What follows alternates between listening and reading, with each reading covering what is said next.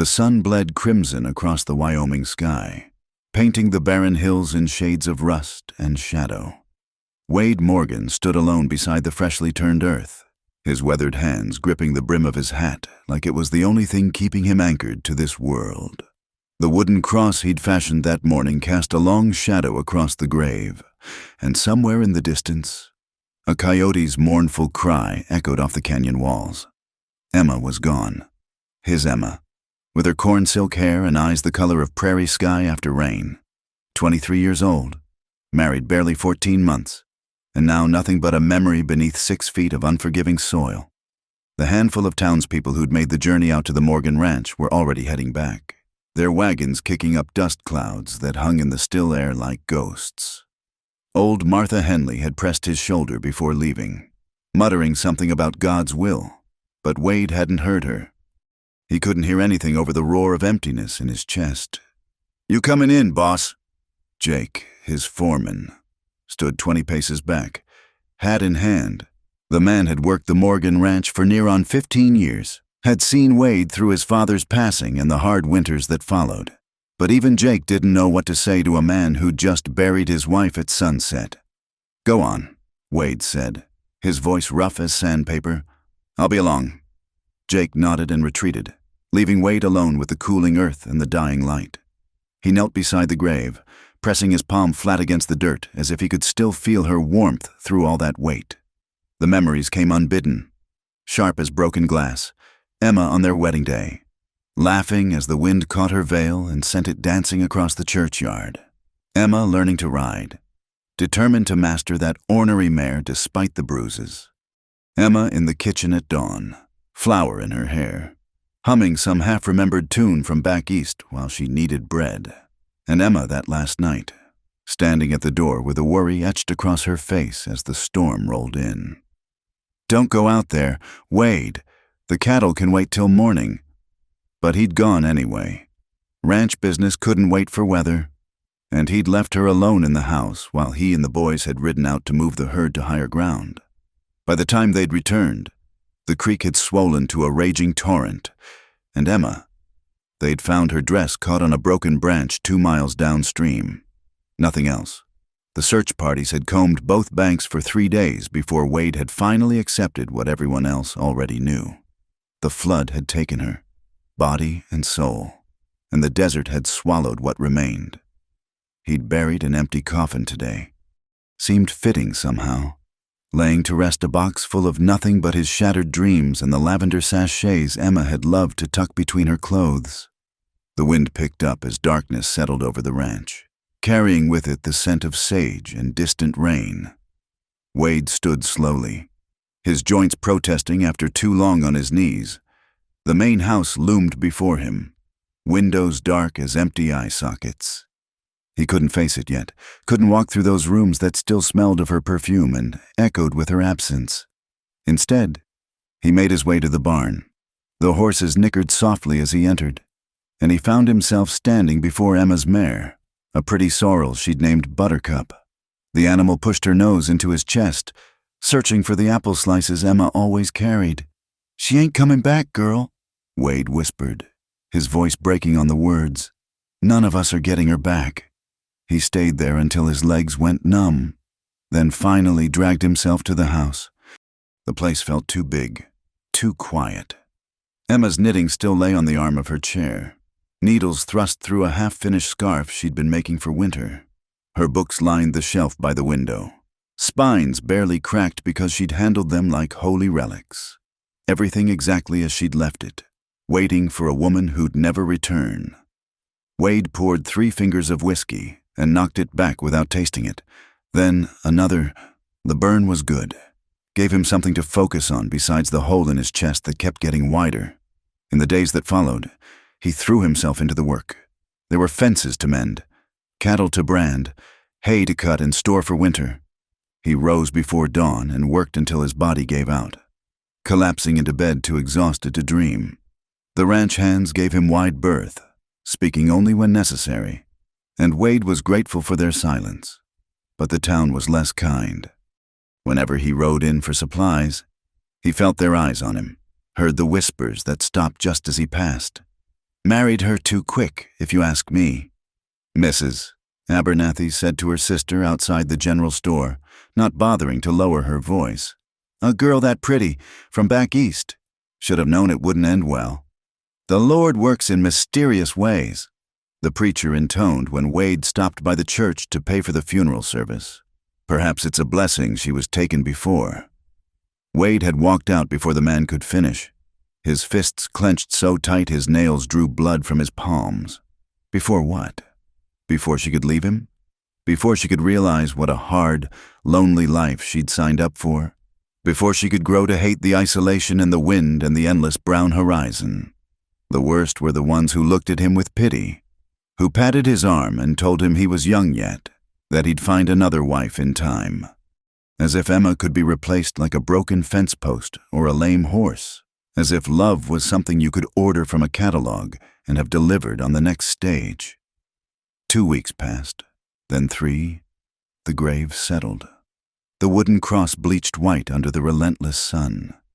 Wade visited every evening after the day's work was done, standing silent vigil as the stars emerged one by one in the vast darkness above. It was on such a night, the moon new and the darkness complete, that he heard them, the sound of hoofbeats approaching slow and careful-like. Wade tensed, hand moving instinctively to the colt at his hip.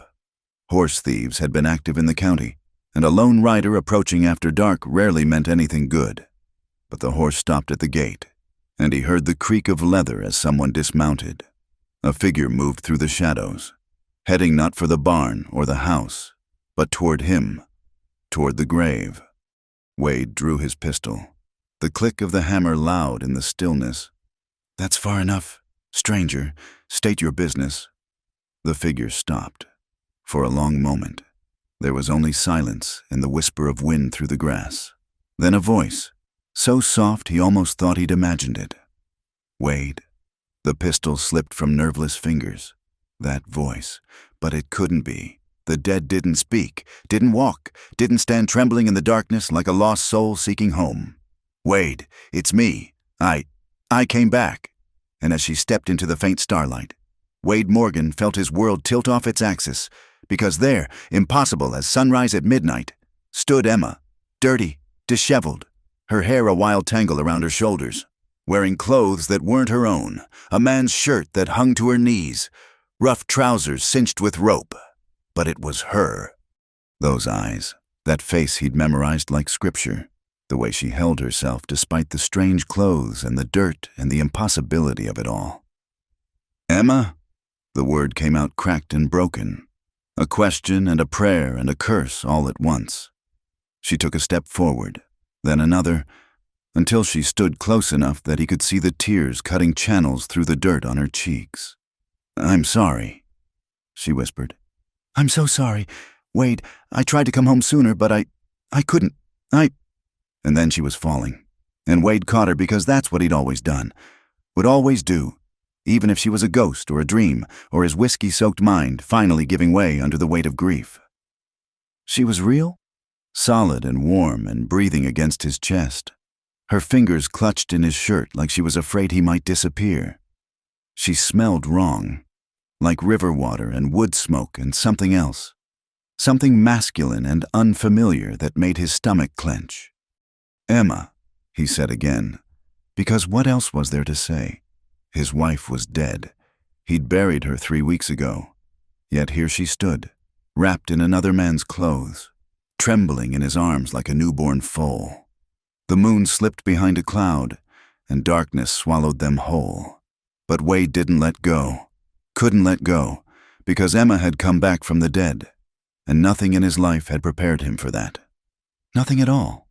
The lamplight flickered across Emma's face as Wade helped her into the kitchen, revealing the full extent of her condition. Her feet were bare and bloodied, her skin sun-scorched and peeling, dark circles carved beneath eyes that darted about like a spooked animal's. The man's shirt she wore, blue chambray, worn soft with use, hung loose on her frame, and beneath the dirt and exhaustion, she'd grown thin. Wade's hands shook as he pumped water into a basin, his mind reeling between joy and disbelief. The woman sitting at his kitchen table, wrapped in his old blanket, was Emma. His Emma. Yet everything about this moment felt wrong, like a dream where familiar things turned strange and threatening. "The flood," Emma began, her voice hoarse. "The water came so fast. Wade, I was trying to get the chickens into the coop when the bank gave way." She accepted the cup of water he offered, drinking in small, careful sips. I remember the cold, the darkness, then nothing for a long while. Wade pulled a chair close, studying her face in the wavering light. 3 weeks. 3 weeks since that night. And here she sat, returned from the dead like Lazarus, wearing another man's clothes. When I woke up, I was in a cabin, far upstream, tucked into a canyon I'd never seen. Emma's fingers worried at the shirt's hem. "A man. He pulled me from the water. Said he found me caught in a log jam. More dead than alive." "What man?" The words came out sharper than Wade intended. Emma flinched. "He said his name was Samuel. Samuel Carter. He nursed me back. Wade. Fed me broth when I couldn't keep anything down. Tended my fever." Her eyes met his, pleading. "He saved my life." The shirt. Wade's gaze kept returning to it, to the way it draped over his wife's shoulders like an embrace. "Where is he now, this Samuel Carter?" "I don't know. When I was strong enough to travel. He brought me as far as Miller's Crossing. Said it wasn't proper for me to stay longer, that I needed to get back to my husband." A strange expression crossed her face. "He gave me these clothes, said I couldn't travel in what was left of my dress. Then he was gone." Wade rose abruptly, pacing to the window. Outside. The night pressed against the glass like it was trying to get in. His reflection stared back, a man aged a decade in 3 weeks, stubble-jawed and hollow-eyed. Behind him, Emma's reflection wavered like a ghost. "We buried you," he said to the darkness. "Empty coffin, but we said the words. Whole town was there." "I know, I saw the grave." Her voice broke. "I'm sorry. Wade, I'm so sorry for what I put you through." He turned to face her, and the lamplight caught the tears on her cheeks. This was Emma. He knew it in his bones, the way she tilted her head when distressed, the little scar on her chin from a childhood fall, the particular way she pronounced certain words with that faint Eastern accent she'd never quite lost. Yet something had changed, something indefinable but present, like a familiar melody played in a different key. "Tell me about this man," Wade said, sitting back down. "This Samuel Carter who saved you?" Emma's hand stilled. "What do you want to know?" "Everything." She was quiet for a long moment, gathering her thoughts. "He was gentle, quiet, lived alone in that cabin like he'd been hiding from something. Maybe 40 years old, maybe more. Dark hair going gray, hands that knew work." She paused. He was always proper. Wade, slept on the floor while I took his bed, kept his distance, but gave you his shirt. My dress was ruined, torn to rags." Emma's chin lifted with a flash of the spirit he remembered. "Would you rather I'd traveled naked?" The word hung between them like a challenge. Wade felt heat rise in his neck, anger, confusion, and beneath it all, a wild relief that threatened to unmake him. His wife was alive, sitting in their kitchen, wearing another man's shirt, but alive. "I need to think," he said, standing. "You should rest. Your room everything's as you left it." Emma rose unsteadily. "Wade, we'll talk more tomorrow." He couldn't look at her, couldn't process the storm of emotions threatening to break loose. "You're home now. That's what matters." But as he helped her up the stairs, Wade couldn't shake the feeling that the woman beside him was both Emma and not Emma, returned and yet irretrievably changed. Word traveled fast in a small town. By morning, half the county knew that Wade Morgan's dead wife had returned. They came in wagons and on horseback, gathering at the ranch gate like crows at a feast, eager for a glimpse of the woman who'd cheated death. "It's unseemly," Martha Henley declared to anyone who'd listen. "Rising from the dead like some heathen miracle.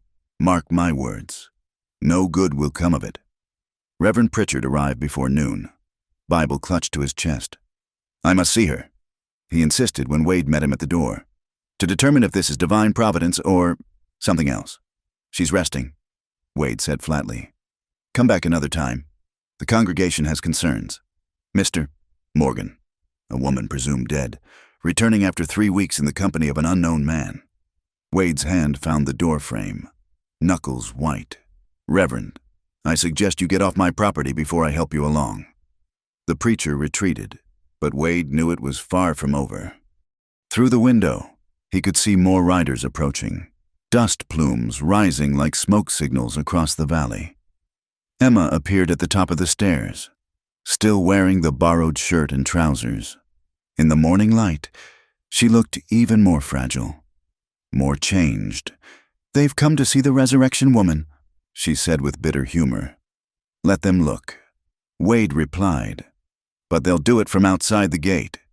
He spent the morning turning away visitors, his temper growing shorter with each interruption.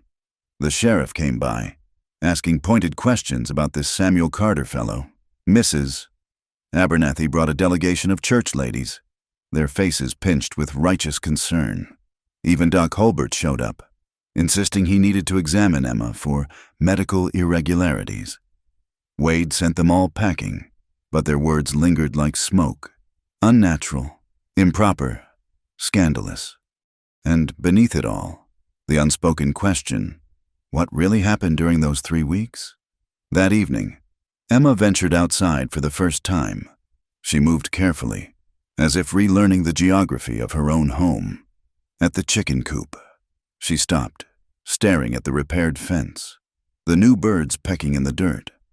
"I replaced them," Wade said, joining her. "Couldn't stand the empty coop. They're nice birds." She scattered some feed, watching them cluster and peck. "Samuel had chickens too, a little brown hen that would eat from his hand." Samuel again. Wade felt his jaw tighten. "You talk about him a lot." Emma turned to face him, and in the dying light, he saw something flash in her eyes. Defiance, maybe, or guilt. "He saved my life, Wade, for 3 weeks. He was all that stood between me and death.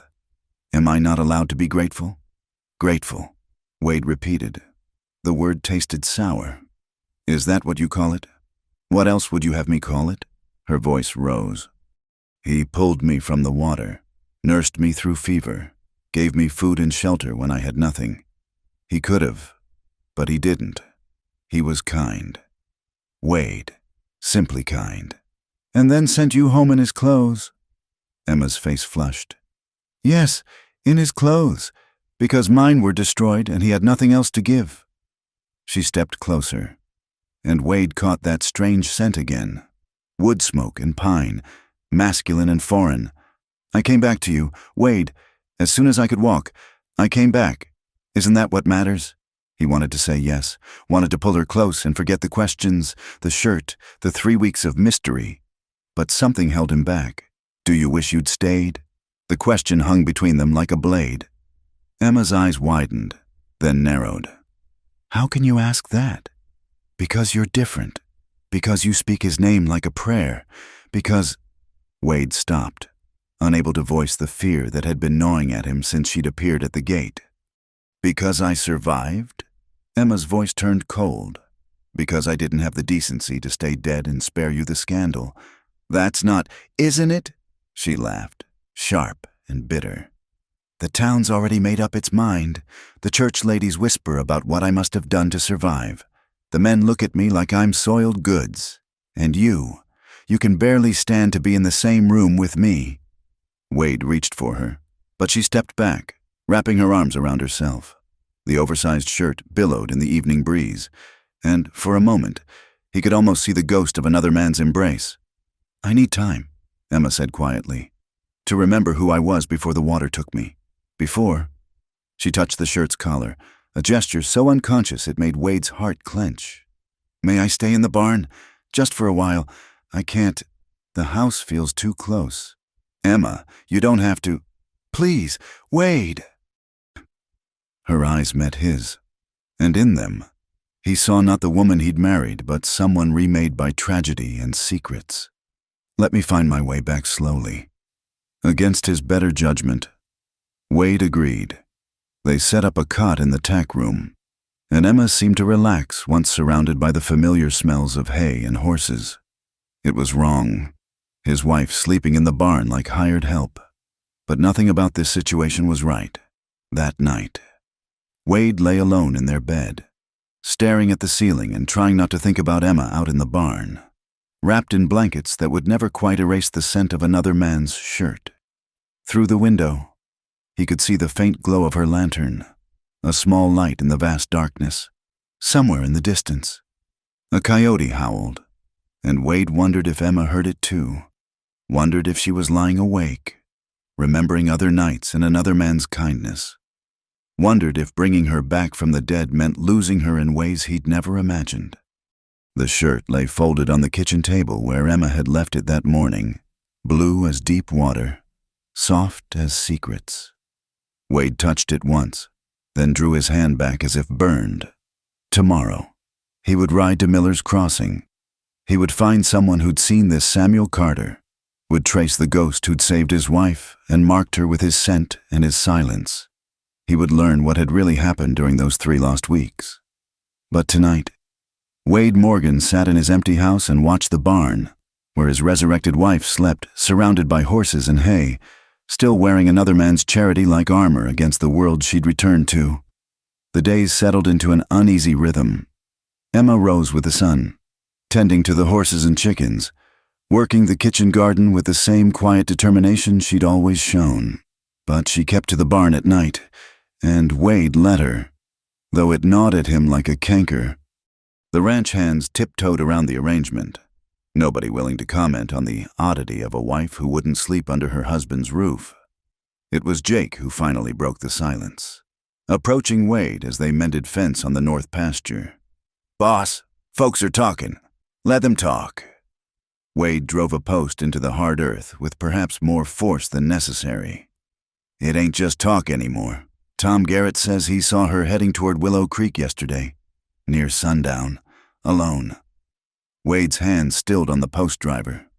Willow Creek ran toward the canyons, toward the hidden places where a man might make a cabin if he didn't want to be found. "She's free to ride where she pleases."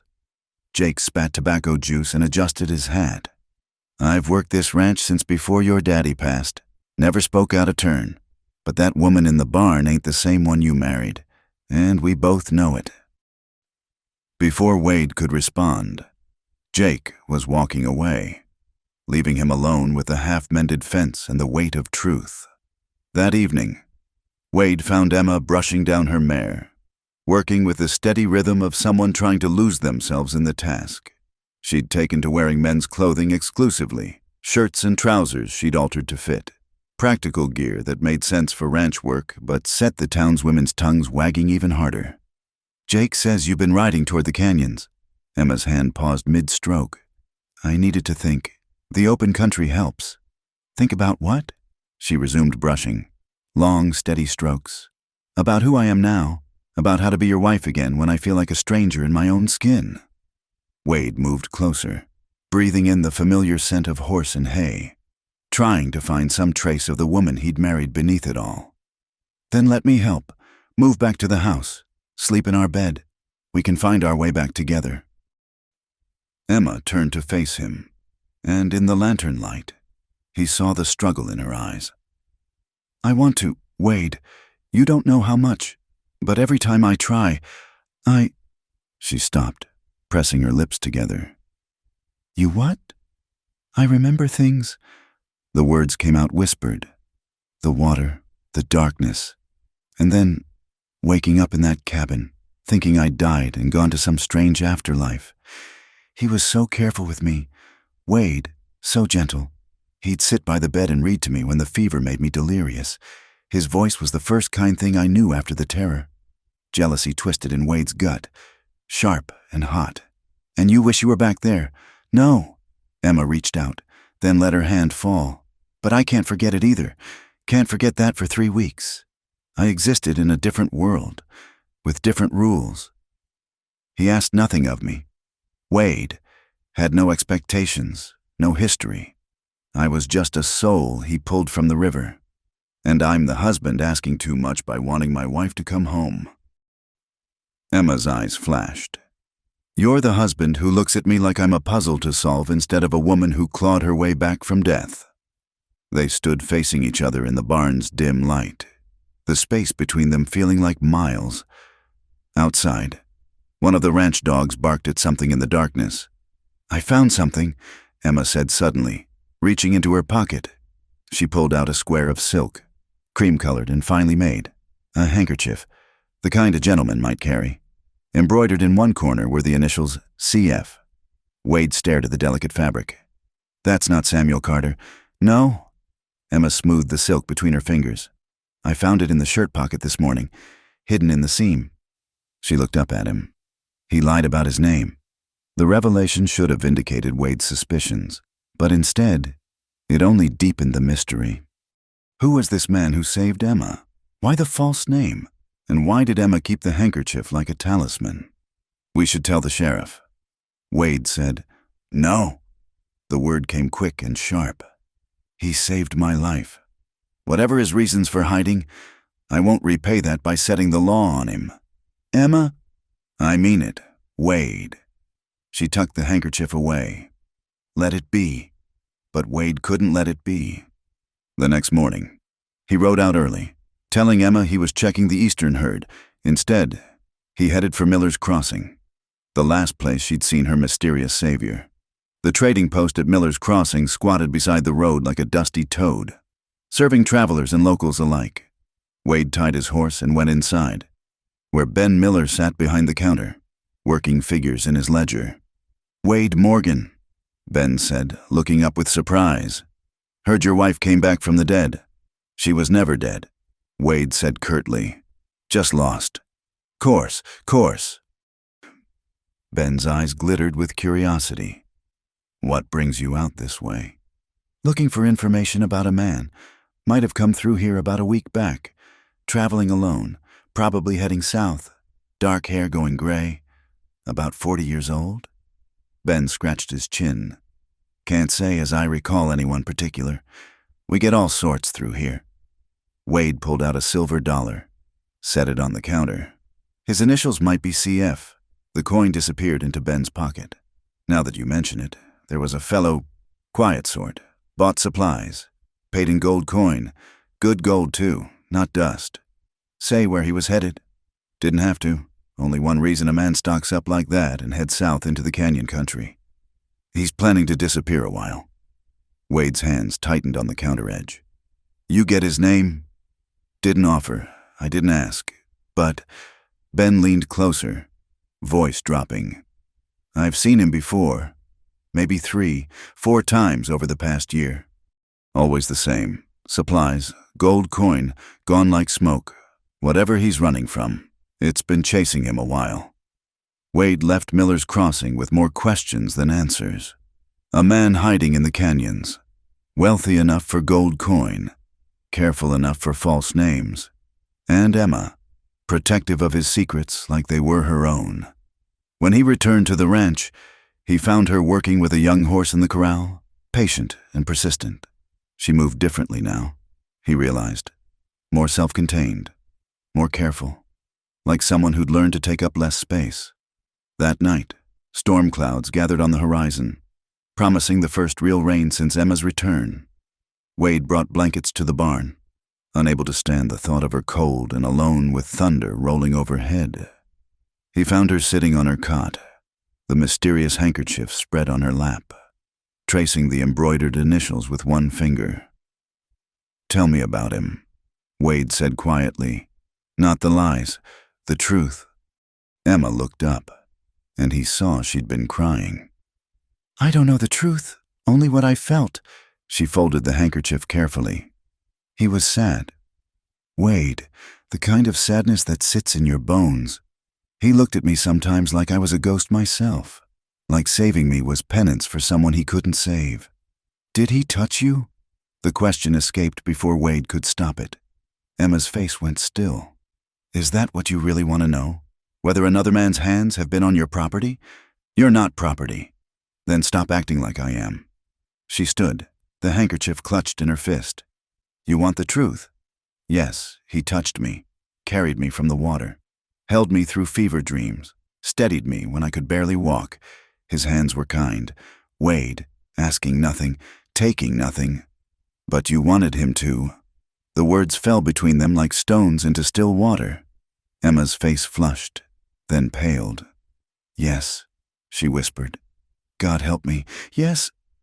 For one moment, one heartbeat. I wanted to know what it felt like to be just Emma, not someone's wife or daughter or the woman who should have died. Just Emma, saved by a stranger's kindness. Wade felt something break inside him, sharp and final. And did you? No. Emma met his eyes steadily. Because I made vows. Because beneath everything, I loved my husband. Love him still, though he looks at me now like I'm a stranger wearing his wife's face. Thunder rumbled overhead, and the first fat raindrops splattered against the barn roof. Wade stood frozen, caught between rage and grief, love and betrayal. I didn't ask to be saved, Emma continued. Didn't ask to wake up in a stranger's bed, wearing his shirt, owing him my life. But I won't apologize for surviving, Wade, and I won't apologize for being grateful to the man who made it possible. Lightning flashed, illuminating her face for an instant, defiant and beautiful and utterly changed. Wade saw then what he'd been refusing to see. The woman he'd married was gone, drowned in that flood as surely as if they'd found her body.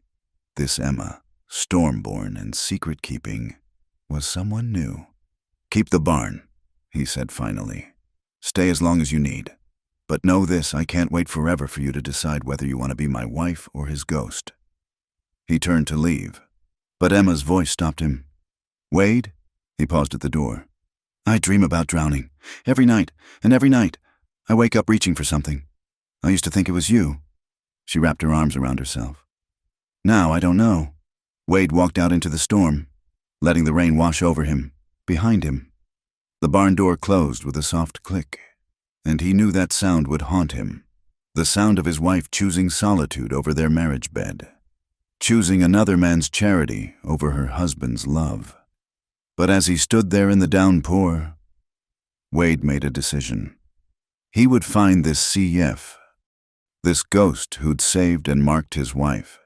He would look the man in the eye and know, finally, what had passed between them in those 3 lost weeks. Because if Emma couldn't let go of her savior, then Wade would have to cut him loose for her, one way or another. Wade left before dawn, saddling his horse in darkness while the ranch still slept. He'd told Jake he was riding to Fort Laramie for supplies, but his saddlebags held provisions for a different journey: dried beef, hardtack, ammunition, and a bedroll. The canyon country stretched vast and maze-like to the south, and a man could search for weeks without finding what he sought.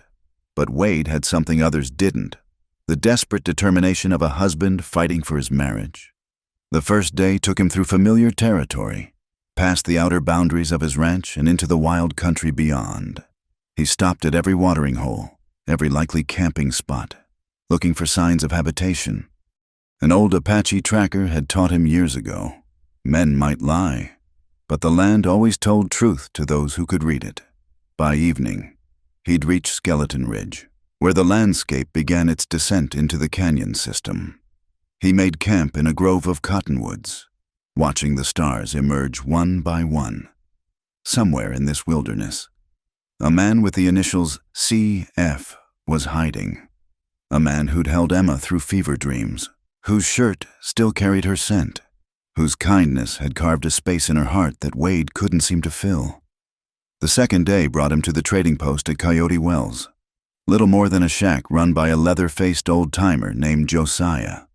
Wade described the man he sought, careful to keep his reasons vague. Might know him, Josiah allowed, squinting at Wade over a tin cup of bitter coffee. Might not. Memory ain't what it was. Wade laid a gold eagle on the scarred counter. Josiah's memory improved remarkably. Fellow comes through every couple months. Buys beans, flour, coffee, sometimes ammunition, pays in gold, never haggles. Got the look of a man who's done things he'd rather forget. He ever say where he bunks? South Fork of Devil's Canyon. Near as I can figure. Seen him heading that way more'n once. Josiah pocketed the coin. You got business with him? You might say that.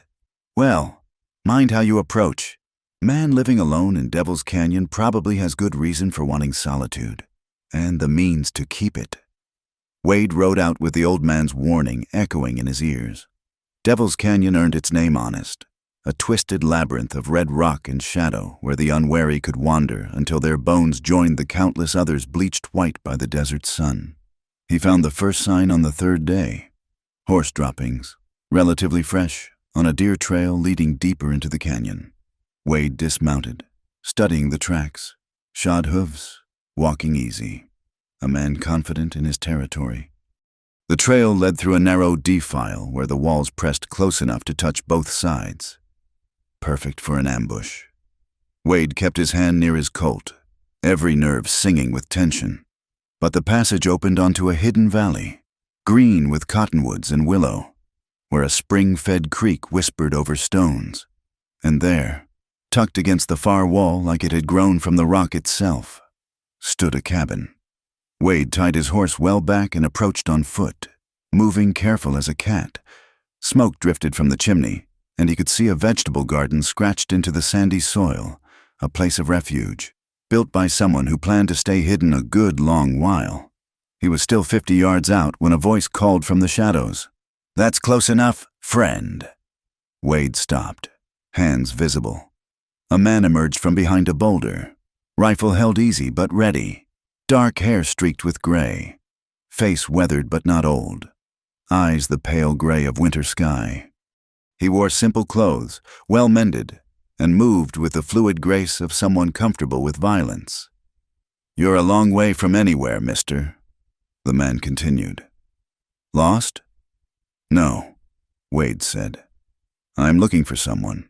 Man who goes by Samuel Carter sometimes. Other times, his real initials, CF. Something shifted in those pale eyes.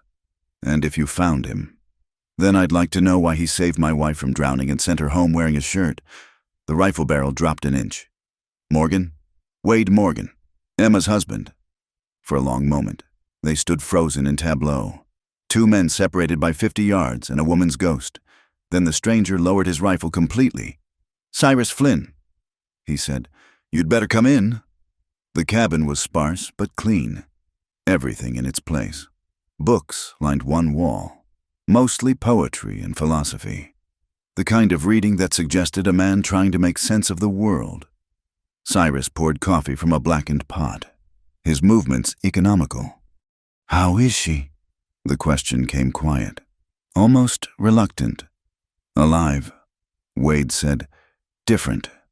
The river changes everyone it touches." Cyrus stared into his cup. "I pulled 7 bodies from that flood before I found her. Families washed away. Lives ended in an instant. Then there she was, caught in a tangle of branches, more dead than alive, but fighting still. Why the false name?" A bitter smile touched Cyrus's lips. "Because Cyrus Flynn has a price on his head in 3 territories. Because the man I was doesn't deserve to touch something as clean as saving a life." Wade studied the man across from him. Gunfighter, probably, or worse. The kind of man who fled to the deep canyons to escape his past. "What did you do?" "Does it matter? I saved your wife, Morgan, brought her back from the edge of death, fed her, sheltered her, kept her safe. When she was strong enough, I sent her home to you." Cyrus met his eyes. "That's all that should concern you. She dreams about you." The words tasted like ashes. Wakes calling for water, reaching for something that isn't there. Cyrus was quiet for a moment. "She had fever dreams, confused me with her father sometimes, with you others. The mind does strange things when it's dancing close to death. She kept your handkerchief, the one with your real initials." "Did she?" Something softened in Cyrus's face. "I wondered where that had gone." Wade set down his cup harder than necessary. "I need to know what happened between you, all of it." "Why? So you can torture yourself with imagined betrayals." Cyrus shook his head. "Nothing happened that would shame her or you. I'm not that kind of man. Whatever else I might be." But she wanted something to happen. The words hung in the air like smoke. Cyrus was still for a long moment, then sighed. She was grateful, confused, suspended between life and death in a place outside normal rules. He stood, moving to the window that looked out over the hidden valley. Yes, there were moments. A look held too long, a hand that lingered when helping her walk. But that's all they were, moments. She spoke of you constantly. Morgan, your name was the first coherent word she said, and the last before I took her to Miller's Crossing. Yet she can't forget you. No, Cyrus admitted, any more than I can forget her. You want the truth? Here it is. I've done terrible things in my life. Hurt people who didn't deserve it. Taken lives for money. But saving Emma? That was the one purely good thing I've managed. She reminded me what it felt like to be human again. Wade stood, anger and understanding warring in his chest. She's sleeping in our barn because the house feels too close. Won't wear her own clothes. Rides to the canyons like she's looking for something. She's looking for who she was before the water took her. But that woman's gone, Morgan. The river took her and gave back someone else. Cyrus turned from the window. The question is whether you can love who she is now. I have loved her since the day we met. No, you loved who she was. Sweet, dependent, fitting neat into the life you'd built. Cyrus's gray eyes held uncomfortable wisdom. The woman who survived that flood, who clawed her way back to life, she's stronger now. Wilder. Can you love that? Wade wanted to hit him, wanted to draw his gun and end this conversation the way men ended things in this hard country. But beneath the anger, he recognized truth. Emma had changed. The question was whether he could change with her. I should go, Wade said finally. Cyrus nodded. Tell her I'm glad she's alive. That's all. Wade was at the door when Cyrus spoke again. Morgan, that handkerchief, it belonged to my sister. She died in a fire I couldn't save her from. Emma reminded me of her, same spirit, same stubborn strength.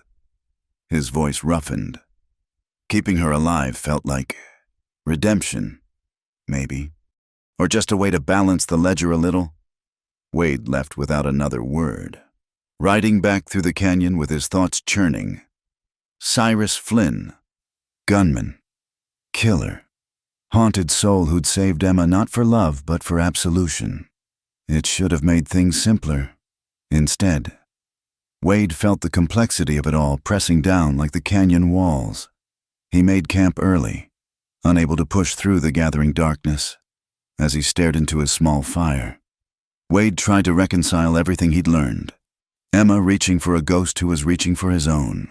Two damaged souls who'd found each other in the space between life and death, bound now by something that wasn't love but might be just as powerful. Tomorrow he'd return home. He'd tell Emma he'd found her savior, though he wouldn't reveal where. He'd try to be the husband she needed now, not the one who'd buried an empty coffin and mourned a woman who was never really dead. But tonight, Wade Morgan sat alone in the wilderness and admitted a hard truth. He was jealous of a man who wanted nothing from Emma but the chance to save her. Jealous of the clean simplicity of that. The purity of rescue without the messy complications of marriage and expectation and the daily erosion of mystery that came with sharing a life. The fire burned low, and somewhere in the darkness, a coyote sang its lonesome song. Wade wrapped himself in his blanket and tried not to think about Emma in their barn, clutching a dead woman's handkerchief and dreaming of drowning, reaching for something that was already ghosts and smoke and the memory of grace. The storm came in from the north that night, driving sheets of rain against the ranch house windows. Wade sat in his study, nursing a whiskey and listening to the wind howl. He'd returned from the canyons 3 days ago, but hadn't told Emma about finding Cyrus Flynn. The knowledge sat heavy in his chest, a secret that grew thornier with each passing hour. Through the window, he could see the barn, its walls dark with rain. Emma was in there, probably tending to her mare or reading by lamplight. This separate existence had stretched on too long, the distance between house and barn feeling wider than the canyon country he'd just traveled. The whiskey burned, but not enough to wash away the image of Cyrus Flynn's haunted eyes or the truth Wade had seen there. A killer seeking redemption, a drowning woman reminding him of a sister he'd failed to save. The threads of tragedy and grace tangled so tight they'd never pull clean. Thunder cracked overhead, and Wade made his decision. He couldn't go on like this. Couldn't watch his marriage die a slow death of silence and separation. Setting down his glass, he pulled on his slicker and headed into the storm. The barn was warm with animal heat and sweet with hay. He found Emma in the tack room, mending a bridle by lamplight. She looked up when he entered, rain dripping from his hat brim. "You'll catch your death," she said quietly. "Already buried one of us. Don't aim to do it again." He pulled up a stool, sitting close enough to catch her scent. Horse and leather and something indefinably Emma. "I found him." Her hand stilled on the leather. "Who?" "You're Cyrus Flynn." Emma set down the bridle with careful precision. "He's not mine." "No, he's not anyone's. Man like that belongs only to his ghosts." Wade pulled off his hat, turning it in his hands. "Lives alone in Devil's Canyon. Has books of poetry on his shelves and a garden in sandy soil. Told me about pulling you from the water, about the others he couldn't save." Emma's breath caught. "Others?" "7 bodies before he found you. Families washed away." Wade met her eyes. "He saved you because he couldn't save his sister from a fire. You reminded him of her, same spirit. He said, same stubborn strength." "Oh," the word came out small. "Broken." Emma pressed her hand to her mouth, and Wade saw tears gather in her eyes. "I didn't know." "How could you? Man saves your life. You don't question why. You just feel grateful." He leaned forward. He doesn't want anything from you. Never did. You were his chance at redemption. Nothing more or less." "I know that." She wiped at her eyes with rough movements. "I've always known that. But Wade, for 3 weeks I existed in a world where I had no past, no future, no responsibilities except to heal and breathe and be alive. Can you understand what that felt like?" "Tell me." Emma stood, pacing the small space. "I woke up expecting heaven or hell. Instead, there was this quiet man bringing me water, speaking low like I was a spooked horse. He never asked who I was beyond my first name, never pressed for details. I was just Emma. Not your wife, not anyone's daughter, just a soul pulled from the river. And you didn't want to come back." "That's not true." She turned to face him. "But I was afraid. Afraid of being the woman who survived when I should have died. Afraid of fitting back into a life that felt too small after touching death. Afraid of you." "Of me?" Wade stood too, hurt lancing through him. "What have I ever done to make you fear me? You buried me." Her voice rose. "You said the words and threw the dirt and went on living. And I understand why. Wade, I do. But when I came back, I could see it in your eyes. I was supposed to be dead. I disrupted the natural order of things. That's not, isn't it?" Emma stepped closer. "You look at me like I'm a puzzle with missing pieces. You circle around me like I might disappear if you move too fast. You let me sleep in the barn because it's easier than figuring out how to share a bed with a ghost." Thunder crashed overhead, and in the flickering lamplight, Wade saw her clearly. Not the sweet, dependent girl he'd married, but a woman forged by water and fire, by death and unlikely resurrection. "You're right," he admitted. "I've been a coward. Afraid if I held you too tight, you'd turn to river mist. Afraid if I looked too close, I'd see another man's mark on you." "There is no mark." Emma's voice dropped low.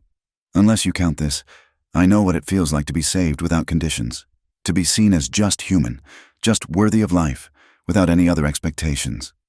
Wade reached out, slowly, giving her time to pull away. When she didn't, he cupped her face in his hands. "Then let me try again. Let me see you as you are now, not who you were." Emma's eyes searched his. Can you love a woman who wears men's clothes and rides alone to the canyons? Who wakes screaming from dreams of drowning?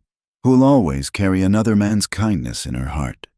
Not because she loved him, but because he showed her she was worth saving. Instead of answering with words, Wade kissed her. Soft at first, then deeper as she responded. She tasted of tears and rain and something wild, like the storm itself. When they broke apart, both were breathing hard. "Come to the house," Wade said against her lips. "Come home." Emma pulled back slightly. "I need to tell you something first. That night in the cabin, when the fever was breaking, I asked him to hold me, just hold me, because I was so cold and frightened and far from everything I knew." She met Wade's eyes steadily. "He did. Sat on the bed and held me like a child until I slept. That's the truth of it. Wade, the whole truth." Wade felt something ease in his chest. Not because the confession was small, but because she'd trusted him with it. "Thank you for telling me. I won't apologize for it. I'm not asking you to." They stood close in the lamplight while rain hammered the barn roof. Finally, Emma nodded. "All right, I'll come home. But Wade, I can't be who I was before. That woman drowned. You need to know that." "I know." He touched her hair, shorter now where she'd had to cut away the river tangles. "Maybe we both drowned a little. Maybe that's all right." Emma gathered her few possessions while Wade waited.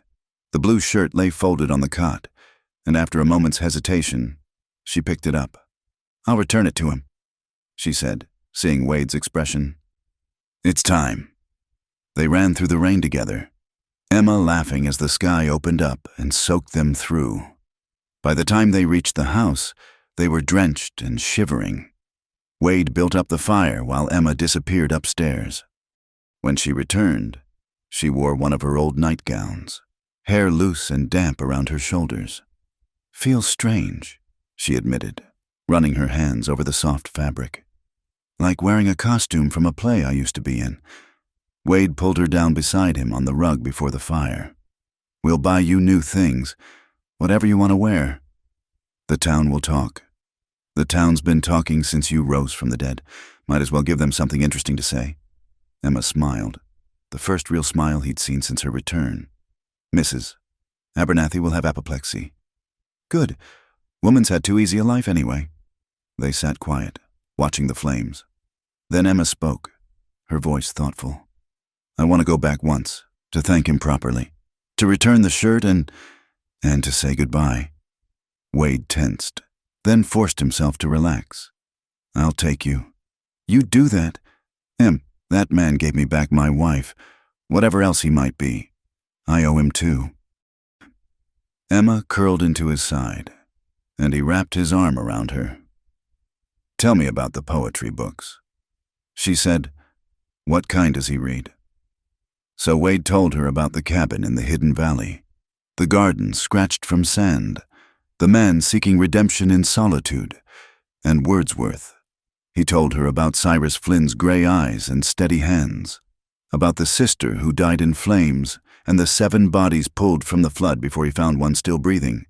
As he talked, Emma relaxed against him, her breathing evening out. The storm began to ease, thunder rolling away toward the eastern plains. When Wade finally fell silent, Emma was nearly asleep. "Wade," she murmured. I'm glad I came back, even if it's hard, even if everything's different." She yawned. "I missed you in that cabin, kept trying to remember the color of your eyes. And did you? Brown, like good earth, like home." She was fading fast. "Take me to bed." Wade carried her upstairs, her weight familiar and strange at once. She curled into their bed like she'd never left, and he lay beside her, not quite touching, still half afraid she'd vanish with the dawn. But when morning came, Emma was there, sprawled across his chest with her hair tickling his chin, real and solid and breathing. Wade lay still, watching dust motes dance in the early light, and let himself believe in resurrection. Downstairs, folded neat on the kitchen table, lay a blue chambray shirt and a silk handkerchief embroidered with the initials CF. Tomorrow or the next day, they'd ride south together. They'd return what needed returning and say what needed saying. Then they'd come home and build whatever came next. But for now, Wade held his wife while she slept. And outside their window, The world washed clean by storm began to steam under the rising sun.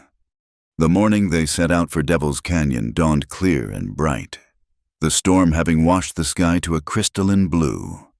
Emma wore her riding clothes, split skirt and a plain cotton shirt. Practical choices that earned disapproving looks from Mrs. Abernathy as they passed through town. Wade noticed Emma's chin lift a fraction higher, a small smile playing at her lips. "Something amusing?" he asked. "I used to care so much what she thought." Emma replied, "Spent hours worrying if my hem was the proper length, if my gloves were the right shade." She glanced at her bare hands on the reins. "Drowning cures you of such concerns." They rode in comfortable silence, the blue shirt and handkerchief tucked safely in Emma's saddlebags. Wade had mapped out the route, planning to reach the hidden valley by late afternoon. As they climbed into the canyon country, the landscape shifted from prairie to red rock, the walls rising around them like ancient architecture. "It's beautiful," Emma breathed, taking in the play of light on stone. "I didn't see any of this before. Too sick on the way out, too anxious on the way back." They stopped at noon to rest the horses and eat cold biscuits in the shade of a cottonwood. Emma seemed different out here, more relaxed, more herself. Or perhaps, Wade thought, this was simply who she was now, and he was finally seeing it clear. "Are you afraid?" Emma asked suddenly. "Of meeting him again?" Wade considered the question. "Not afraid. Curious, maybe grateful, certainly." He paused. "Are you terrified?" She laughed, but there was no humor in it. What if seeing him brings it all back? The drowning, the fever, that strange in-between place where nothing was real except staying alive. "Then I'll be there to anchor you." Wade reached over, taking her hand. "We face it together this time." They reached the narrow passage into the hidden valley as shadows began to lengthen. Wade dismounted, leading both horses through the defile. His shoulders tensed, remembering Cyrus's rifle and the easy way he'd held it. But no challenge came. They emerged into the valley to find it empty, the cabin door standing open to the afternoon breeze. "He's gone," Emma said, and Wade couldn't read the emotion in her voice, relief or disappointment or something more complex. They approached carefully, Wade calling out, but only silence answered. Inside, the cabin was neat as before, but with the particular emptiness of a place abandoned. The books remained on their shelves, the furniture in place, but the essential presence was missing. Emma found the note on the table, a single sheet covered in careful script. "Mrs. Morgan, I knew you would come. A man learns to read signs in this country, and Wade had the look of someone who'd need to close a circle. By the time you read this, I'll be well away. The territory's gotten too small for my liking, and there are debts to pay elsewhere. I'm glad you lived. Gladder still that you found your way home. The shirt is yours if you want it. I've no need for such reminders. The handkerchief, though, I'd be obliged if you'd leave it. A man should keep something of his dead. Tell your husband he's a fortunate man. Tell him also that the books are his if he wants them. Poetry helps in the dark hours. And we all have those. Don't look for me. Let the river keep its secrets. C.F. Emma read it twice, then passed it to Wade. Her hands trembled slightly. "He knew we were coming," she said. "Left rather than face us. Maybe facing us was too much like facing himself." Wade set the note back on the table. "Man saves a life. He doesn't need to watch the aftermath." Emma moved through the small space, touching things lightly, the neat stack of dishes, the worn blanket on the narrow bed. She stopped at the bookshelf, running her fingers along the spines. "Byron," she murmured. "Shelley, Wordsworth. He read to me from these when the fever was bad." She pulled one free, opening to a marked page. "Listen. She walks in beauty, like the night, of cloudless climes and starry skies. M." She closed the book, pressing it to her chest. "I'm all right. It's just strange, like visiting your own grave." She looked around once more. "He was kind to me here, that's all. Just kind when I needed it most." Wade moved to the shelf, selecting a slim volume. "He said I could have them. The books. You want them? Might help me understand. The man who saved you. The woman you've become." He tucked the book inside his coat. Ready? Emma nodded, but moved to her saddlebags first. She pulled out the blue shirt and handkerchief, holding them for a moment. Then she folded the shirt carefully and placed it on the bed. The handkerchief she left on the table, weighted down with a small river stone from the windowsill. Goodbye, she said softly to the empty cabin. Thank you. They were mounting up when Wade spotted the dust cloud, riders approaching fast from the north. His hand went to his gun as 3 men burst into the valley, horses lathered with sweat. Sheriff Patterson. Wade recognized the lead rider. What brings you out here? The sheriff reined up hard, his deputies flanking him. Looking for a man, fugitive name of Cyrus Flynn. Got word he might be holed up in these canyons. Emma went very still beside him. What's he wanted for? Wade asked, though he suspected he knew. Murder in Kansas territory. Shot a man in Dodge City 2 years back. There's a bounty. $500, dead or alive.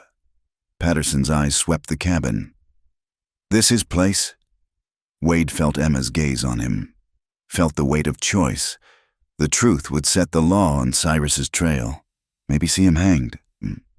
But lies had their own weight, their own consequences. Wade said finally. Man lived here cleared out. We're just passing through. Patterson dismounted, moving toward the cabin.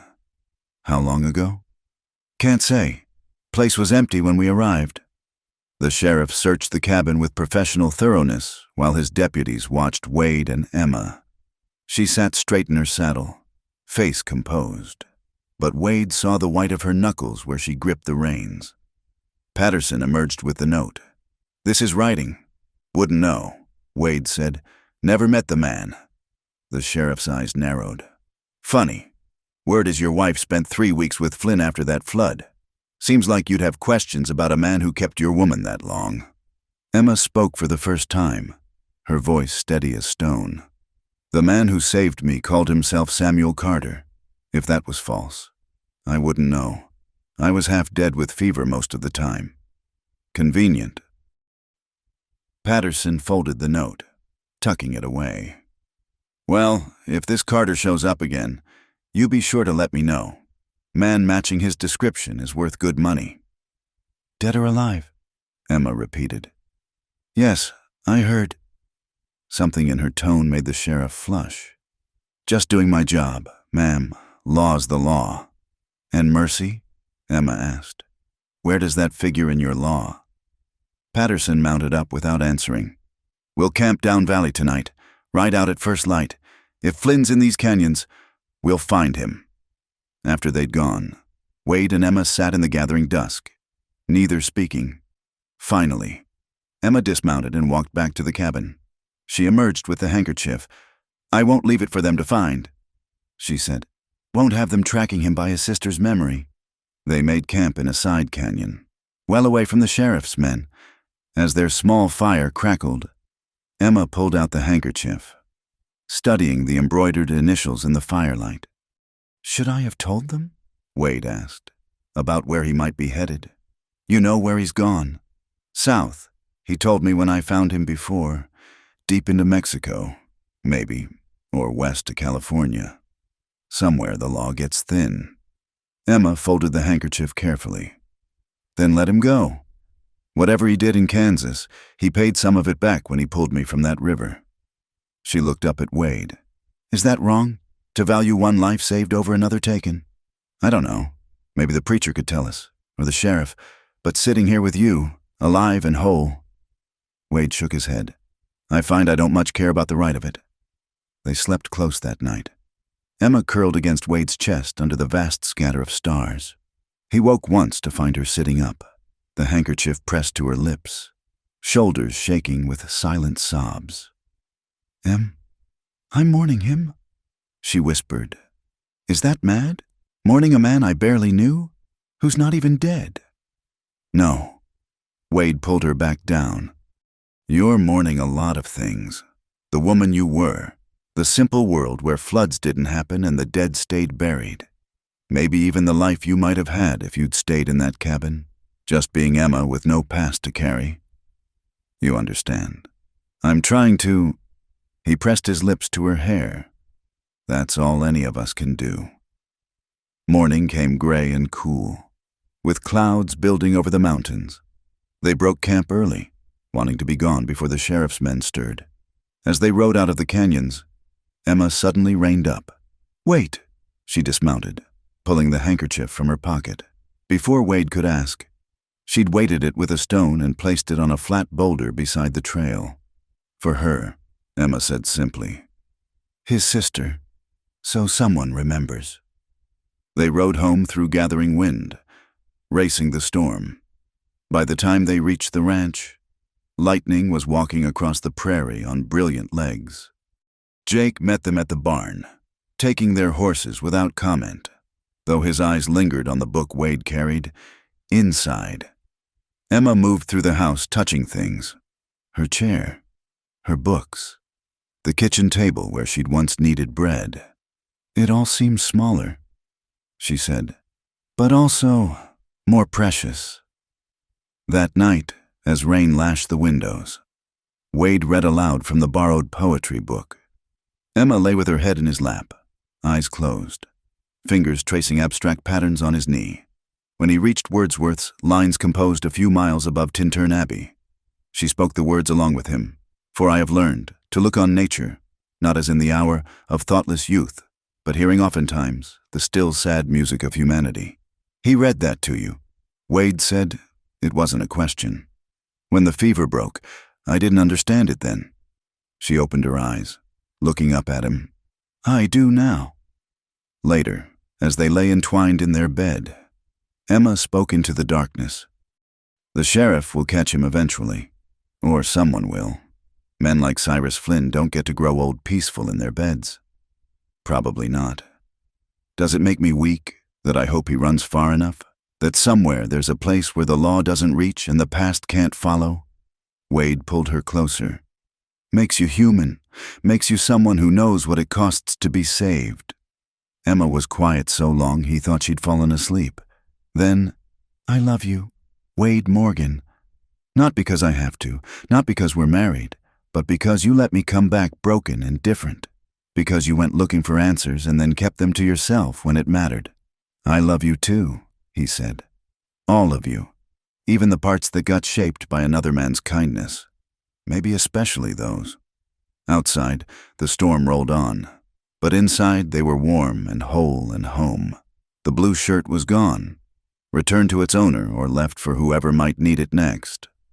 But the poetry books sat on their shelf, and sometimes in the evening Wade would read from them, his voice mixing with the memory of another voice, the words bridging past and present, loss and redemption, the woman who drowned and the one who lived. 2 weeks passed before Sheriff Patterson returned, his face grim beneath the dust of hard riding. Wade was shoeing horses when the lawman approached, and something in his bearing made Wade set down his hammer with careful deliberation. "Found your man Flynn," Patterson said without preamble. "Or what's left of him?" Wade's chest tightened. "Where?" "South of here, near the Mexican border. Looked like he was making a run for it when somebody caught up." The sheriff spat tobacco juice into the dust. "Bullet in the back. Been dead maybe 4 days when we found him." "Who shot him?" "Could have been anyone. Bounty hunters. Most like. Maybe someone with an old grudge. Man like Flynn collects enemies like some men collect playing cards." Patterson studied Wade with sharp eyes. "Thought you might want to know, seeing as how he had dealings with your wife." Wade kept his expression neutral. "Appreciate you telling me. There's more." The sheriff pulled something from his vest pocket. A silk handkerchief, stained now with dirt and what might have been blood. "Found this near the body. Initials CF. Matches what we knew of him." Wade recognized it immediately. Not the one Emma had left in the canyon, but another just like it. Same fine silk, same careful embroidery. How many had Cyrus carried, these remnants of a sister he couldn't save? "There a reward?" Wade asked, though the words tasted bitter. Patterson's smile was cold. "Already claimed. Group of bounty hunters from Texas brought the body in yesterday. $500 splits nice 3 ways. He tucked the handkerchief away. Justice is served, one way or another. After the sheriff left, Wade stood in the barn's quiet shadows, trying to decide how to tell Emma. She was in the garden, he knew, working the soil as she did most mornings now. The simple act seemed to ground her, to connect her to the living earth in ways that eased the nightmares of drowning. He found her kneeling between rows of beans, hands deep in the dirt, humming something low and tuneless. She looked up at his approach, and her smile faded at his expression. "What is it?" Wade knelt beside her, taking her soil-stained hands in his. "Patterson was just here. They found Cyrus Flynn." She went very still, understanding blooming in her eyes. "Dead? Shot running for the border. Bounty hunters got him 4 days ago." Emma's breath hitched once. Then she pulled her hands free and pressed them to her face, leaving streaks of earth across her cheeks like war paint. "How?" "Bullet in the back. Quick, at least. Running." Her voice was muffled behind her hands. "He was running and they shot him down like a dog." Don't!" She dropped her hands, eyes bright with unshed tears. "Don't tell me he was a killer, that he had it coming. I know what he was, but I also know he pulled 7 bodies from that flood before he found one still breathing. I know he read poetry to a dying woman and asked for nothing in return." Wade gathered her against him, feeling her tremble. "I know it too." They sat in the garden dirt while the morning sun climbed higher. Emma crying for a man who'd been many things: killer, poet, savior, ghost. When her tears finally stopped, she pulled back, wiping her face with her sleeve. "We should do something," she said. "Mark is passing somehow. What did you have in mind?" Emma stood, brushing dirt from her skirts. "I want to go to the place where I washed up, where he found me. I need to say goodbye properly." They rowed out that afternoon, following the river upstream to where the flood had caught Emma all those weeks ago. The water ran peaceful now. Hard to imagine it as the raging torrent that had nearly claimed her life. Emma dismounted at a bend where fallen cottonwoods created a natural dam, the kind of place where debris might catch. "Here," she said with quiet certainty. "This is where he found me." She'd brought wildflowers from her garden, prairie roses and Indian paintbrush, black-eyed Susans bright as small suns. One by one, she cast them into the water, watching as the current caught and carried them downstream. "For the 7 he couldn't save," she said. "For his sister who died in flames. For the man who wanted redemption and got a bullet instead." The last flower, a white rose, she held longer. And for the woman he pulled from the water, who lived to remember. She let the rose fall, and they watched it spin away on the current until it disappeared around the bend. Wade put his arm around her shoulders, feeling the solid warmth of her against his side. "I'm glad he saved you," he said. "Whatever else he was or did, I'm grateful for that." "So am I." Emma leaned into him. "Though sometimes I wonder if he saved me at all, or if I saved him, just for a little while." They were mounting up to leave when the sound of horses made them turn. 3 riders approached along the riverbank, rough-looking men with the unmistakable bearing of those who lived by violence. Bounty hunters. Wade knew immediately. Probably the same ones who'd claimed Cyrus Flynn. Well, the lead rider said, reining up close. He was a heavy-set man with cold eyes and a beard gone gray with dust. Wade Morgan and his miracle wife. Heard tell she spent time with our recently departed friend Flynn. "State your business," Wade said, hand resting casual on his gun butt. "Business is done. Collected our reward fair and square." The man grinned, showing tobacco-stained teeth. "Though we did hear Flynn might have had some gold squirreled away. You wouldn't know anything about that, would you, Mrs. Morgan?" Emma's chin lifted. "The man saved my life. That's all I know of him." "That's so?" Another rider, lean and sharp-featured, nudged his horse closer. "Way we heard it. You spent 3 cozy weeks with him. Man doesn't keep a woman that long out of Christian charity." Wade's hand tightened on his gun. "Watch your tongue." "Or what?" The third man spoke for the first time, younger than the others but with the same predator eyes. "You'll defend your wife's honor," Bit late for that, ain't it? Emma touched Wade's arm. A warning, then addressed the men directly. You killed him. Isn't that enough? Shot him running, the leader agreed, almost cheerful, though he managed to wing Charlie here before he went down. He indicated the lean man, whose left arm was bound in a dirty bandage. Tough old bird, I'll give him that. He faced you? Wade asked, something easing in his chest at the thought. Turned at the last second, got off 2 shots before we put him down. The leader's grin widened, almost like he wanted to go out fighting. Some men are like that, can't stomach the running anymore. Or maybe, Emma said quietly, he just wanted to die like a man instead of prey. The bounty hunters exchanged glances, something shifting in their expressions. The leader studied Emma with new interest. You've got sand, lady, I'll say that. Most women would be swooning hearing such rough talk. I've drowned and lived. Takes more than rough talk to trouble me now. That's so. The young one leaned forward in his saddle. Maybe we should test that. See what else you learned during those 3 weeks. Wade drew then, smooth and fast, his colt clearing leather before any of them could react. Move along, now. For a moment, violence hummed in the air like a struck wire. Then the leader raised his hands slowly, still grinning. Easy there, friend. No harm meant. We'll be going. He touched his hat brim to Emma. Ma'am, you ever want to tell the real story of those 3 weeks? We'll be in town a few more days. They rode off laughing, but Wade kept his gun out until they disappeared around the river bend. Only then did he realize his hands were shaking, not from fear, but from rage. The kind that would have left 3 men bleeding in the dirt if Emma hadn't been there to witness it. They're gone, Emma said softly. She hadn't moved during the confrontation, steady as stone. Just vultures picking at the dead. They threatened you. They threatened the idea of me, the fallen woman, the scandal. She moved her horse closer, reaching out to touch his face. I'm not afraid of their kind anymore. Wade. Men who shoot others in the back have no power over someone who's been pulled from death itself. They rode home in silence. But Wade couldn't shake the image. Cyrus Flynn turning at the last moment, choosing to face his killers rather than take death running. It fit with what he'd learned of the man, a killer who read poetry, who saved what he could, who faced his end with whatever dignity remained to him.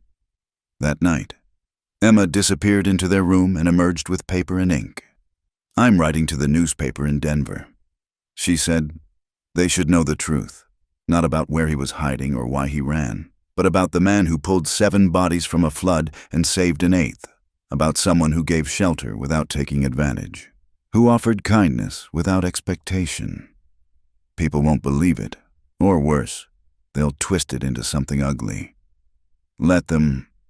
Emma's pen moved across the page with determined strokes.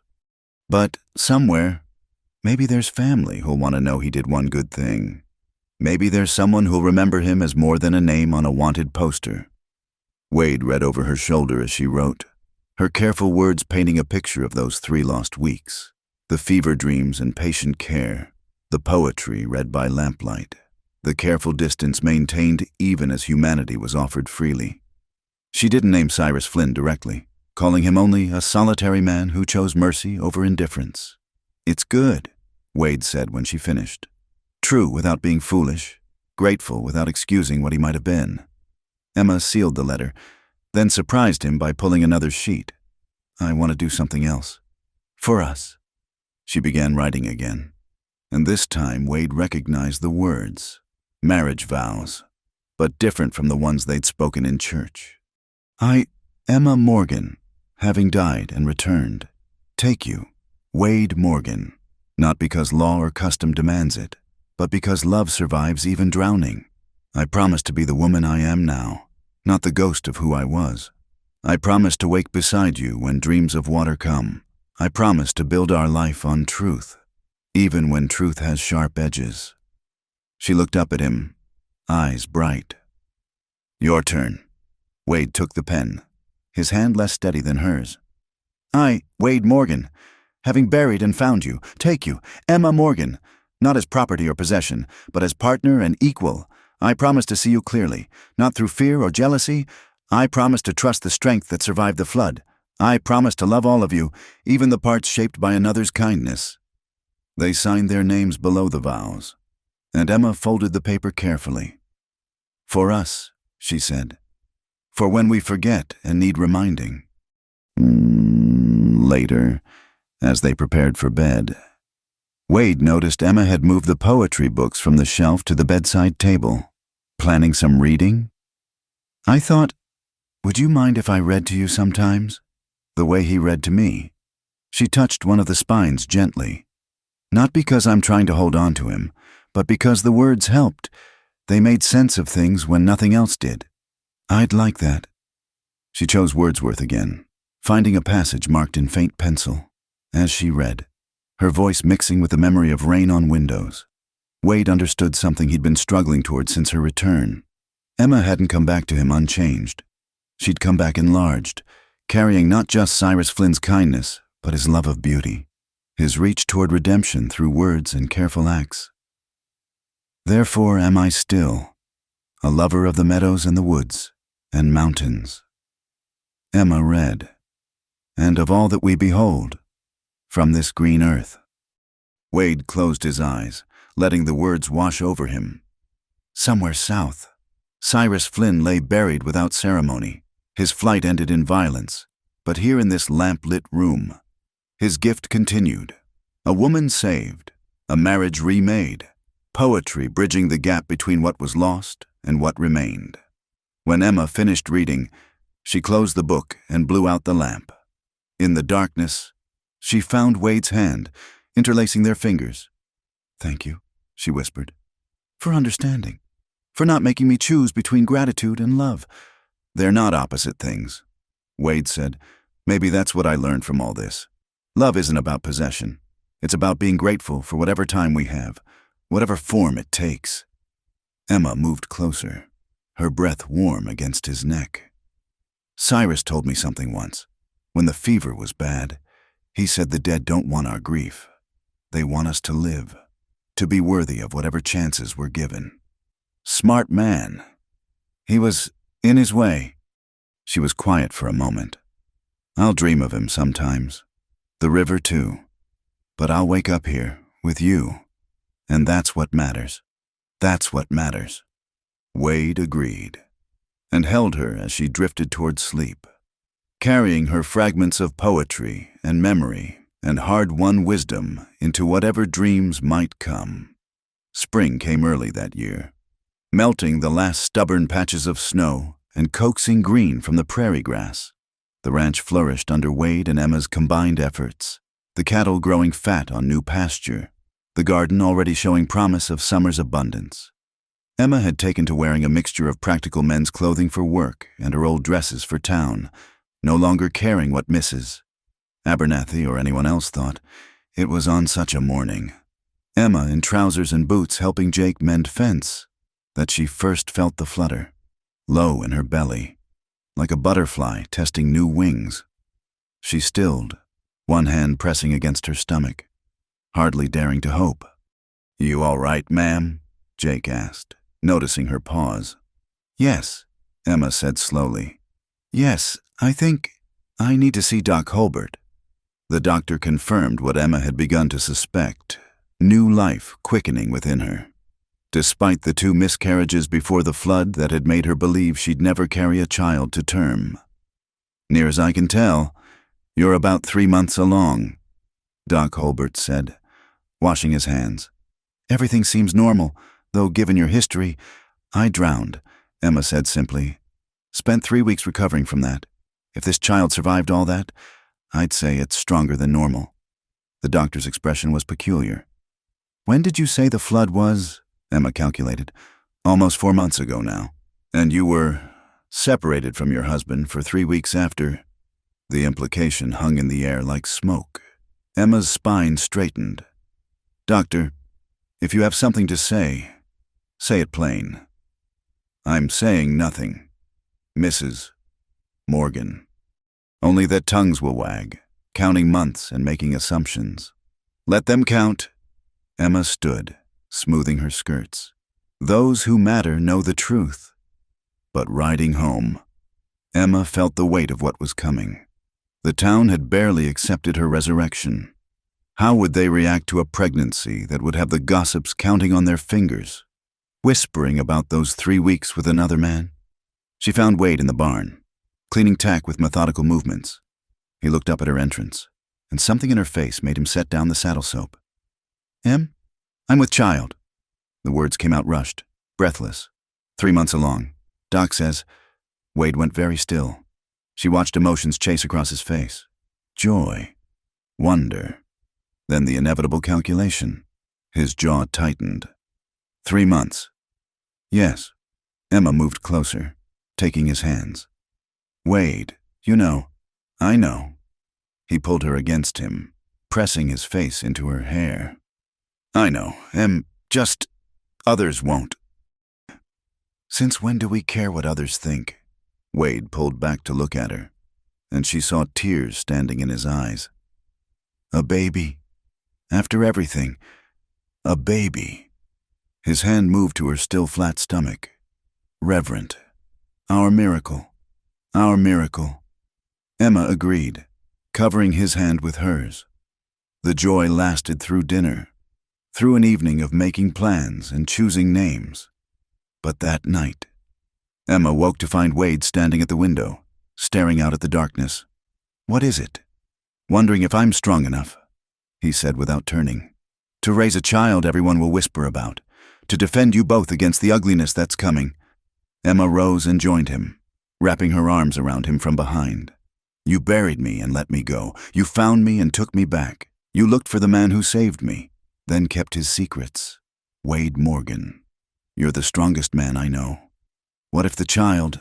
He stopped, unable to voice the fear. Looks like Cyrus, Emma finished gently. It won't. I know this deep as I know my own name. This child was conceived in our bed, in love and acceptance and the decision to live fully despite everything. Wade turned in her arms. How can you be so sure? Because I remember. She took his hand, placing it over her heart. The night of the storm, when you came to the barn, when we stopped talking about what divided us and remembered what bound us, that's when this began. As word spread through the county, reactions came swift and predictable. Some women crossed the street to avoid Emma. Others, like Martha Henley, made their opinions known directly. Counting's easy enough, Martha announced at the general store. Loud enough for Emma to hear from 2 aisles over. 3 months along means that baby was started right around the time she was playing house with that outlaw. Emma set down her purchases and walked directly to face the older woman. Mrs. Henley, I've died and come back, slept in a barn, and learned to read poetry. I've watched a good man choose bullets over running and seen my husband choose love over suspicion. Your arithmetic doesn't trouble me near as much as your small heart. Martha's mouth opened and closed like a landed fish. Around them, other shoppers pretended not to stare while hanging on every word. Furthermore, Emma continued, her voice carrying clear. Anyone who wants to count months is welcome to count this too. My husband never doubted me, never turned me away, never let fear poison what we have. That's the only truth that matters. She gathered her purchases and swept out, leaving silence in her wake. But as she loaded the wagon, she heard young Beth Harper say to her mother, I want to be like her when I grow up, brave like that. The months passed with their share of trials. The bounty hunters left town, but not before spreading their poisonous speculation. The preacher sermonized about the wages of sin without naming names, but everyone knew. Some ranch hands quit rather than work for a tainted family, but others stood firm. Jake threatened to horsewhip any man who spoke ill of Emma in his hearing. Doc Hulbert made a point of checking on her regularly, his professional care a public endorsement. And slowly, as Emma's pregnancy progressed without incident, even some skeptics began to soften. It helped that Emma herself seemed to glow with health and purpose. She worked the ranch until her 7th month, when Wade finally convinced her to slow down. She filled her days with preparing for the baby, transforming the small room next to theirs into a nursery. One afternoon, She was sewing tiny clothes when she noticed the book of poetry on the table, one of Cyrus's collection. On impulse, she opened it, finding a passage she'd never noticed before, marked in different ink, "For there is nothing lost that may be found, if sought." Below it, in pencil so faint she almost missed it, someone had written, "For C.F. My sister, who is never lost while memory remains." Emma traced the initials with trembling fingers. Catherine? Charlotte? Christina? She'd never know, but she carefully copied the quote onto a piece of paper and tucked it into the baby's things. A blessing from the past. From one saved soul to another. The first snow was falling when Emma's pains began. Wade sent Jake racing for Doc Holbert while he stayed with Emma, holding her hands through each wave. She was strong through it all, barely crying out, as if having survived drowning had taught her how to endure anything. "Talk to me," she gasped between contractions. "Read something. Anything." Wade grabbed the nearest book, Wordsworth again, and read with shaking voice about daffodils and clouds and the bliss of solitude. Emma laughed through her pain. "Only you would read poetry while I'm birthing your child." "Our child," Wade corrected. "Ours." The baby came with the dawn, a girl, healthy and squalling, with Emma's blue eyes and Wade's dark hair. No trace of anyone else. Just the perfect blend of two people who'd chosen each other again after loss and resurrection. "What shall we name her?" Wade asked, cradling the tiny bundle while Emma rested. "Grace," Emma said without hesitation. "For all the grace we've been given." They held their private ceremony when Grace was a month old, standing by the empty grave Wade had dug for Emma all those months ago. The wooden cross had weathered to silver gray, but still stood firm. "Seems fitting," Emma said, holding Grace close. "To bring life to the place that marked death." Wade had brought the paper with their handwritten vows, and they renewed them there, with only the wind and their daughter as witnesses. Then Wade did something that surprised Emma. He pulled out the blue chambray shirt, the one they'd left at Cyrus's cabin but somehow found its way back to them. "Jake found it when he was checking the canyon holdings," Wade explained. "Thought maybe we should keep it, not as a reminder of secrets or separation, but of survival, of kindness given freely." Emma took the shirt, soft from wear and weather, and wrapped it carefully around Grace. "For when she's older, when she asks about the time her mother died and came back, we'll tell her the whole truth about water and poetry and the strange ways love finds us." They walked back to the house through snow that sparkled like scattered diamonds. Behind them, the empty grave stood testament to all they'd lost and found.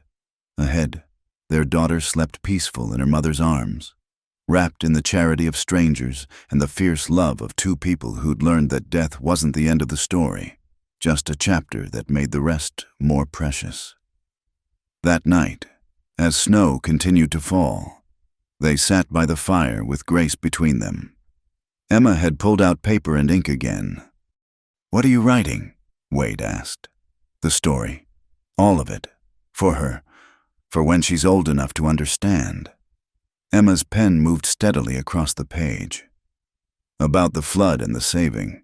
About Cyrus Flynn and his poetry and his ghosts. About how her father searched for truth and chose love. About how people can die and return different, but not diminished. Will you tell about the ugliness too, the whispers and suspicions?" "Everything," Emma confirmed. "She should know that beauty comes with thorns, that resurrection isn't easy, that some debts are paid in bullets while others are paid in kindness." Wade reached over to touch their daughter's tiny fist, which had escaped the blue shirt's folds. "What do you think she'll make of it all?" "I think," Emma said slowly, "she'll understand that she comes from survivors, from people who faced the worst and chose to continue, who honored both the living and the dead." She looked up at him. "Is that enough of a legacy?" "More than enough," Wade said, and meant it. As the fire burned low and Grace stirred in her sleep, Emma added one last line to her story. "Love is not possession, but gratitude. Not perfection, but persistence. Not the absence of loss, but the courage to continue despite it. Outside, the snow kept falling, covering the harsh landscape in temporary softness. But beneath, the earth waited patient for spring, for green growth and new beginnings. The blue shirt, carefully folded now, rested in the trunk at the foot of their bed, not hidden but held. A talisman of grace received and given, of stories that end in death but continue in living, of the strange and perfect ways we save each other. Thank you so much for listening to this story of love, loss, and redemption in the Old West. I hope Emma and Wade's journey touched your heart as much as it touched mine in the telling. Where are you listening from today? Please share in the comments below. I'd love to know if you're joining us from a big city, a small town, or maybe somewhere in between. Don't forget to subscribe to From Wild West channel and let me know your thoughts about this tale. Did you believe in Emma and Wade's love? What did you think of Cyrus Flynn? Your comments mean the world to me, and they help me know what kinds of stories to share next. Until we meet again on the prairie. Partners.